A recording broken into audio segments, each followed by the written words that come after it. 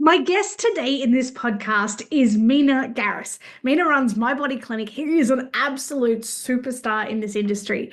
He started out with a big heart, a big passion. Even though he started from humble beginnings, just going from door to door with his massage table, I am just so excited to be able to share with you his story. And one thing about Mina is he does not give up, regardless of the challenges he's faced. And honestly, I have worked with a bunch of people in this industry, and this guy has faced a lot of challenges, mainly because he's so willing to get in the arena and just give life a damn good crack.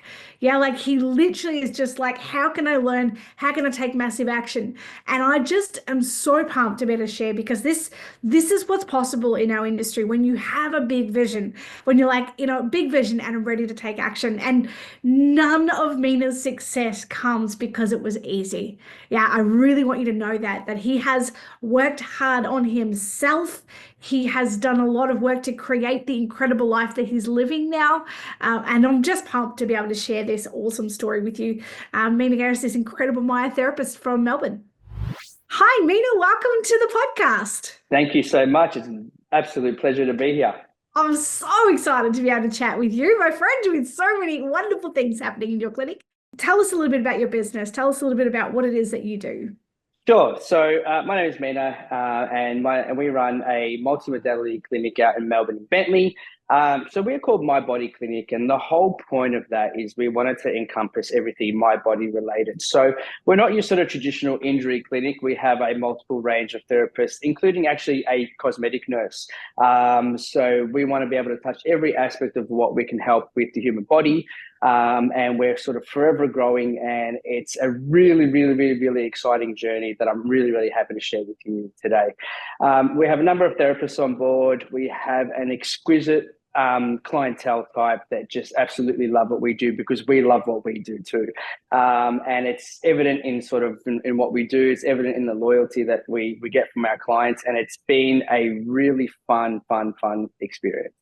That is awesome. Do you want to share a little bit about you started just as yourself back in the day, and how has that evolved into this incredible multi-modality clinic? Yeah, so obviously I started off as a sole trader. I initially started in a nursing background, and then I just, I really fought with my mindset in terms of my growth and where I want to be, and sort of nursing just didn't really fill in that satisfaction gap for me, which was great because I got to learn so much and then take it into a different world. And then I, had a look into my therapy. I'm like, oh, this is great. It's still in the medical field. This is fantastic. So I jumped into that space. And then I had sort of maxed out my ability as a solo therapist. So I started door knocking. I was me and my table and my little trolley. And I literally went from table to room to house to house to house. Spread myself over different sort of sporting clubs. And then I knew I was sort of destined for growth. I just didn't know what that looked like or who could help me. And then I was so grateful to be in contact with a college at school, actually.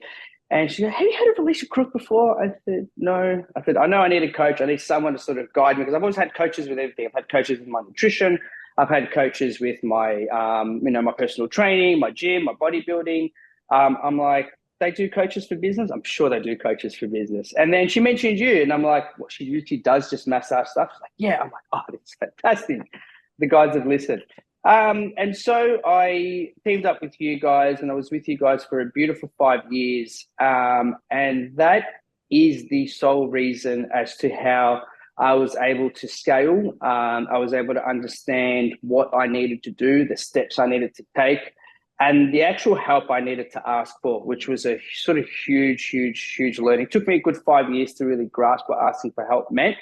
But I think once I sort of could understand the power of it and linking with other people that are like-minded, it was able to just skyrocket like a firework for me. And it's been really exciting. So I first started off as a solo therapist, as I mentioned. I really pigeoned myself as what I really learned from you guys is to really identify a niche, identify people that really resonate with you, know your value. We looked at my financial models. We looked at my target audience. We had a look at scalability, what did that look like, and me as an individual, who did I need to be and what do I need to change, keep, or continue. So funny enough, I scaled really fast from one practitioner to two practitioners. So we had almost a limit of 10 or 12 people in the business. So for me, that was my pillar of success. And in terms, I've always worked with teams. When I was in corporate, I was always team based. I'm a very team sort of orientated person. So that, I guess, mindset of just fulfillment and just working and collaborating with people and seeing other people succeed other than myself was really a boost of energy for me. And so I ran with it. And to the point now where I have my dream clientele, I'm working with such elite athletes. It's an absolute dream of mine. I made a promise to my wife when I first met her. She said, what does it look like for you? I said, I want Footy Place to call me and be like, I want you instead of the people I've got. And it's just happened on the daily now. So it's been a really, really, really powerful journey. There are so many things that I want to pick out to like talk over. So many. One of the things that it really speaks to is your character and your ability to be able to take action and continue to work through the wrestle. Like you said, it took 5 years to ask for help. And I mean, I've witnessed that on multiple levels, like many, many times, but it's also a delight to see how well, like you said, the business going off like a fireworks now is because of the work that you've put in, consistently over time that makes it happen. And I think one of the first things you spoke to this was around understanding your core values. Do you want to share a bit about how powerful and how important that aspect is to your team and to the growth that you have? And it's something I learned from you guys, to be completely honest, and not just to sort of, talk about you guys, but it's about the power of establishing a framework, I think. And every single time, heart of a king, heart of a soldier, this is one of the values that you guys have, right? And it's about when you sort of do something, do it to the best of your ability, do it with heart, don't just do it because it's a task. And, I started implementing that in my team meetings, and when my team didn't know what our values were, that was a huge eye-opener for me. I'm like, how do I know my coach's values and my team doesn't know my values? So for me, it's like, well, what do we base integrity on? How does a client walk in and feel that loyalty? How does a client walk in and feel that integrity? How does a client walk in and feel that professionalism? I'm like, well, if I don't lay the foundation, bigger the base, the bigger the pyramid. So it's like, if I don't lay that foundation, there's no growth in that process. So it might initially seem like a task because you don't know what the benefit is until you actually implement it, and your values could be so common, but it's more about how you execute those values and how profound you make it into your clinic. And when your people know that's literally your heart and soul, it's what you base your business on, clients can feel that to a degree that separates you from every other sort of massage clinic out there. Yeah. And it's so true because when you are really clear in your culture, not only do you know what it is, you have that clarity, but you can articulate it, because that's another level of strength that you can articulate. So someone else gets it's like, it's the vibe. It doesn't work. It needs to be a thing, like an articulated sentence and structure. When you can do that, it's really clear when people are not in alignment, whether that's staff or clients. It's like, and they tend to self-select when it is that clear. Yeah. And you feel when it doesn't work, and it's an awkward feeling. It doesn't gel, and things don't sort of flow. And again, it comes back to, something you guys took me a little while to really grasp, but someone being a values match, and mindset, just come in, you do the job, it's what you studied for, and just do your thing. Doesn't work. Doesn't work like that, unfortunately. It's their alignment has to work with you in terms of how do they respond to stuff, how do they do the monotonous tasks and do it with a smile on their face. And it's about, how do they sort of love the business as much as you do as an owner. So I think taking people on that sort of values journey is what then deems respect, I feel, in my opinion, for not only your clientele, but also for your people that, that come and work with you and for you. Yeah. And it does creates more loyalty because they're in alignment with it as well. It's like they're on board and they're on board the journey and path that you're on. Oh, it's amazing. Yeah. And it's cool. And I tell this now to, like, I'm even coaching a few other therapists as well. And I'm like, I do not progress until the value stuff is done. I'm like, you're not ready for it. Like, you're just not ready. And it's been about 6, 7, 8 months I've been coaching this particular therapist, and she's like, I get it. I'm like, well done. It took me 5 years to get it. It's taken you 7 months. And it's like everything she does, her marketing is based on her values. You know, her content is based on her values. Her pricing is based on her values. So it really makes a massive impact to your brand. Yeah, massively, massively. Now, you don't get to the success that you've experienced and without challenges, Oh, yeah, yeah. which is how our character and nature and leadership is forged. Yeah. However, Amina, what are some of the challenges that you have had to overcome in order to get where you are? Yeah. So look, I've had, breakdowns in terms of learning. So sometimes you feel, and this is what I meant by asking for help previously, was, as a business owner, it's like, well, everyone's looking up to you because you're the business owner. You should come up with all the ideas. You should have everything figured out. We start off with an idea from growth because we've expanded as a solo therapist, but then what next? Right. And this is where you don't think about the financial stuff. You don't think about, or you haven't anticipated, I should say, the financial stuff, how to actually save for tax, super, GST, what sort of models do you have to have in place, and what sort of discipline do you need to have in place? So if things do go bad, how do you sort of bounce back up? The other thing is like reaching out mentally. I think as a business owner, again, you feel like it's all up to us, and it's almost shameful to sort of, if you failed, if you hired the wrong person, or you haven't hired or fired correctly, or you've mismanaged the conversation, or you've got yourself into a bit of financial stress, which I did. I lost a large sum of money, not from the business, but just some other investment stuff, was absolutely tipped my world upside down. My family was impacted from it. I couldn't be myself. But, when you're with a group of people, someone's like, yeah, I asked, am I the only one? Like, no, I've been broke 3 times. Really?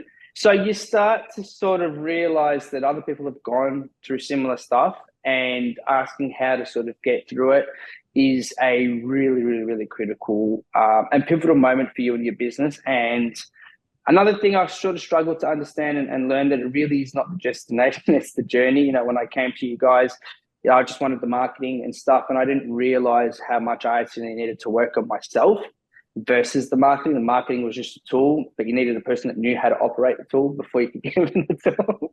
A hammer could be a simple tool, but it can cause a lot of damage in the wrong hands, right? So for me, being responsible for multiple therapists, being in charge, starting to grow a family, little things like that. I had so many tools, and sometimes I was in a position where I didn't know how to use them all, so they all fell on my head.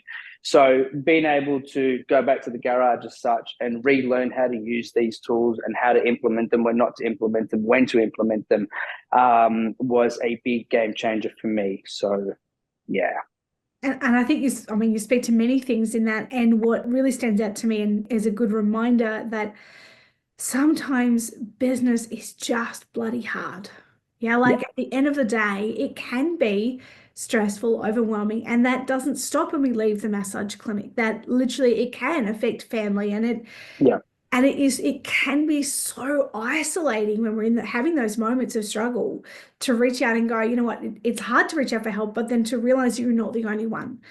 And often that contrast of, I think that this is the worst thing could possibly ever happen to anyone in the history of ever, and then go, oh, what? That's nothing in your world? Like, are you kidding me? Shut Yeah. up. Like, it can be so relieving. And it's not that it's a comparison of whose story is worse. It is And actually that's just the it. realization that actually business is hard. Yeah. Yeah, Yeah. there's And I think you nailed exactly what I was trying to articulate, and I think it's not, because I used to think about it like that. I'm like, yeah, but his situation is different, fine, but it's not that. It's like business is hard, and that's why everyone doesn't do it. And that's why most businesses fail in the first 5 years. But I think it comes back down to your values, to your goals, to your mindset, and what these people or around you, or hanging around people that are like-minded, just give you that sort of energy and affirmation that, you know what, you can sit in this space for a little while. It's okay.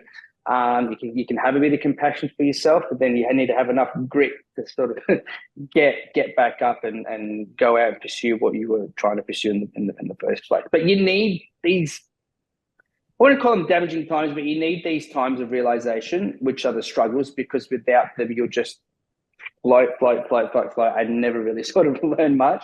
So it's a powerful journey, could be a hurtful journey, but it's definitely one you really thrive off. Yeah. And I think business is one of those things that, in a way, I think it's a little like parenting, that it will highlight to you your areas of growth. Mm. Yeah. As a mum of teenagers right now, it is definitely Yes. highlighting. I've got to have more behavioral flexibility than I've ever had before in my life. Because Mm. sometimes you're different with a 7-year-old, and sometimes they're 23, and Yeah. sometimes they're actually 15. Like Yeah. it is everything and everything in between. And I think it is business can be a beautiful, it's a reflection of us. It's not actually us, it's just a reflection. Yeah. But it is also a greatest opportunity for learning and development, because whatever is the struggly, hard, lumpy bit, is it like that's it. That's where you need to work on. That's your next level of growth. Yeah. Um, and I don't think it stops from what other people tell me with businesses way bigger than ours. That's what they keep telling me. There's just more levels of growth and more levels of challenge and Yeah. wonderfulness at the same time. And it's fun, and I think if we go back, to my first initial challenges was, how do I hire my first person? Like that was so daunting, right? Yeah. Shit, how do I make $1,500 a week, right? And then it's just like you're looking from $1,500 a week to 10 grand. It's like, oh yeah, and then the 15. So it's nothing. So every single time you have a big problem, once you sort of break it down and move to the next one, what you were striving for 5 years ago, you're living that dream sort of right now. So, we don't always have the art of hindsight, but I guess when you literally plan and you plan for something, you get it done faster than you ever anticipated. Like I scaled up with you guys, I reckon within 2.5 years. Yeah. Which on my own would have taken me probably 10, because what I've learned now, like I'm still mirroring some of the learnings of you guys, and it's all sort of still in my mind. And once you sort of imprint that knowledge, you can't unlearn it. So it's been fun, all of it. The growth has been great, the learnings have been great, the struggles have been surprisingly awesome, because you get this grit that you never thought you had until you sort of go through something intense. So yeah, it's not for everyone. It's not easy, but if it was easy, then everyone would do it. We're not in it for easy. It's literally like I'll keep sort of raving on about it. I was literally in it for the marketing. I just wanted to realize, yeah, gorgeous dollar signs coming in. But again, that took me probably a very long time to figure out that it's so much more than that. So much more. Well, Yeah. let's talk about some of your achievements. What are some of your proudest moments that you've had in your practice? Yeah, I think firstly, it's just starting a business. I think the idea of, I think it's somewhat easier to just be yourself because you don't have to manage or lead or direct anyone. But I think once you scale into 3, 4, 5, 6, 10 people, and then once you hit 10 people plus, I think that's a huge milestone. And not only that, keeping them, and creating a culture, creating a vibe, as they call it now, creating somewhere that people can trust and love and feel welcomed. I think, I've been in so many places that I felt that.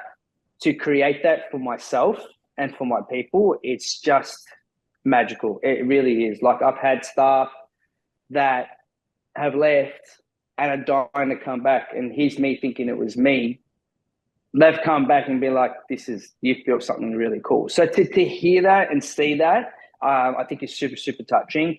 I am a money man. I think so for me, I was all money, but money is just a portion of it, because without it, we can't do the things we enjoy. But, to being able to crack almost $500,000 a year in a massage business, it's been pretty, pretty cool. I think we cracked 498, which is almost. But you know what, my first goal was to do 80 grand. So for me, that's almost a 500% increase, almost a 500% increase. I can't complain, and even on an average, our crappiest year we do about 300 grand. So from a money perspective, that's really cool. The other things is my network. The network I've been able to establish, and the relationships I've been able to build, I would not have it if it wasn't for this business.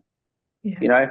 The respect I get given, from an athletic level to a parental level to a child level, like I can interact with all different ages. And don't worry about me, I'm getting this for all my team. My Yeah. whole entire team are the same. And the fact that we can employ and have people all on the same level, The feedback I get from clients is just like, you've got such a great team. I don't know how you've done it. Like, no matter who I go and see, it's just the experience is exactly the same. And it makes you proud, it makes you proud. Absolutely. Yep. And the other thing is, I guess, the impact you have on the family. So for your family to see what you've done, how you've established it. Like, my daughter already knows a lot of the muscles, and she's 3, and she knows that massage and cupping. So to be able to be that sort of mirror image for your family, and for them to sort of see, how hard your parents work to get the life they have, I think it's pretty cool that a business can do that for you. Definitely, definitely. Well, let's talk a little bit about your network. So you work with a lot of elite athletes, and that's something that you really chased and sought after. Yeah. How do you do it? Like, how did you break into that market and create that reality? Yeah, so you taught me to ask for help, and so I learned that the worst thing that's going to happen is they're going to say no. I get scared of no. I get scared of rejection. I don't know. I get scared. It doesn't make you feel good. It doesn't make you feel successful. But sometimes we need to feel that in order to change, or direct it a different way. So, I had a really extensive network of friends, and I had an opportunity where I was at a party, and I got to sort of touch heads with a few of the Essendon players there. They were my team. So, yeah, I was so excited. But I just walked up to him and I said, "Hi, my name is Mina. This is what I do. I'm not going to trouble you now, but I'm just going to send you a message on Instagram later." And then that's what I did. So I was able to film a video message, and I literally shot it off to 100 different AFL players. I had only 2 respond to me. Great. One told me to get lost, Yep. Love it. and one absolutely loved me to death. Wow. So a 1% outcome has now driven me to have 50% clientele that are purely athlete. Wowza. Wowza. And this is why we are frothing right now. I'm frothing over these numbers. Yeah.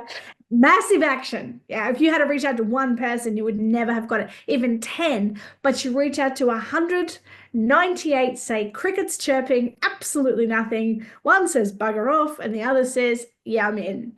Yeah. And from that action, and even the respectful conversation at a party, which is so the right way to handle, hey, I am going to reach out to you. However, this is not the right environment. I will reach out to you in the right environment, just so you know who I am. So we've made that connection. Enjoy the party. See you later.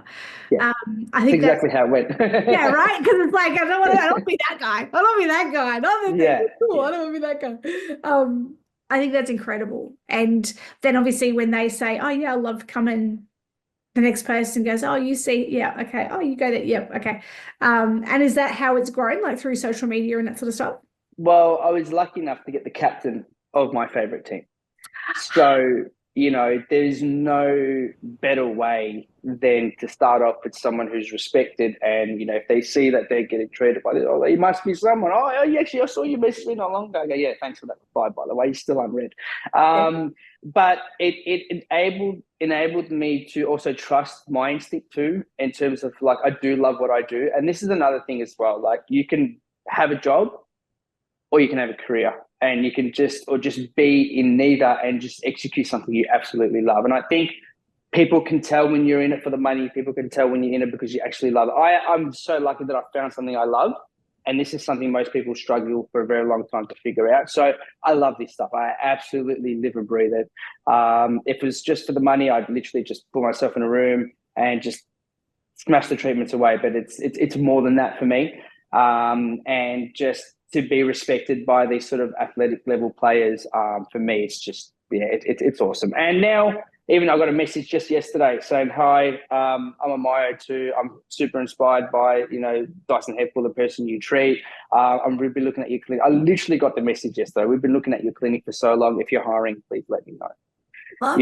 So that 1%, has skyrocketed. And I treated this guy for free. I didn't make $1 off this person. Yeah. For 5 years, I treated him, 6 years almost. And just the relationship I have with him now, like, I go to his house for dinners and things like that. Like, it's beyond money. So good. And then it also leads to that. It's not just giving away money for free here. It is actually, there's intentionality behind it, Yeah, that allows for a greater expansion of your practice, which is just yeah, incredible and well yeah. done. That's awesome. Really, really cool. How do you stay updated with like the latest techniques and things like that? How do you keep on top of that sort of stuff? So funny you mentioned that. My therapy is now, or last sort of couple of years, been made into a degree, and so I said I need to keep learning. I need to be able to do more. From like I know what I know, and I also know what I don't know really well. And so I've been constantly investing in myself. I'm actually back now doing a clinical myotherapy course. And then my brain is even venturing into a sports doctor approach because I have time, I have plenty of time. And I've been able to manage my study and the business and the culture, everything to allow me to be able to step back at 37 into an education space. Yeah. And I think I have to keep learning because the human body is forever evolving, the studies are forever ongoing. If I just stay comfortable doing what I'm doing, I'm not going to be able to be seen or heard by these sort of elite level athletes if I'm just doing the same thing. So I never thought I'd enjoy school going back to school this much, but you know what? I'm so excited about learning, and the more I learn, the more I can offer. And I'm just been able to treat these guys with all my new skills, and it's been awesome. It's been really great. So I don't think I'll ever leave the education room. I think I thrive on the education. So yeah, we're always going to stay up there. I think that's part of having a growth mindset, right? And when one of your Yeah, highest values is growth, it's like you're in. I'm just like, I'm in for life, learner for life. yeah. What advice would you have for somebody who is just starting out or maybe at the beginning of their journey? Yeah, I think there's nothing wrong with aiming as high as you possibly want. Yeah. I think, there's no dream too big because if you plan for it, guess what? You'll eventually get there, right? Get support. I can't, we always think we can do it better on our own. There's only so you can, but there's only a certain limit you can do. There's people that have been through the experience, people that have will give you foundations you never thought you needed. And it's just like having a personal trainer. You can push weights, but a personal trainer will always give you that 10% more. So I think, having a coach is one of the most important decisions I've ever made, because you can get a little bit too confident in your space. And I think being humbled in a positive way is really crucial. Know your basic foundations in terms of financial models. I think when you run a business, it's important to understand every aspect of the financial model, your profit and loss, your break even amount, so how much you're actually making versus what you're charging versus what your expenses are. All these little nitty gritty foundations are super important before you even think about opening a business. The other bit of advice I have is we have social media. It can be used positively or negatively. So reach out. I reached out to 100 people and I got one in terms of that. However, when you approach people for help and support, it's not an ego strike, but everyone likes to be able to help. So don't feel bad about, like this guy's too famous as a physio, I can't approach him. Approach, pay him for their time, even if you have to.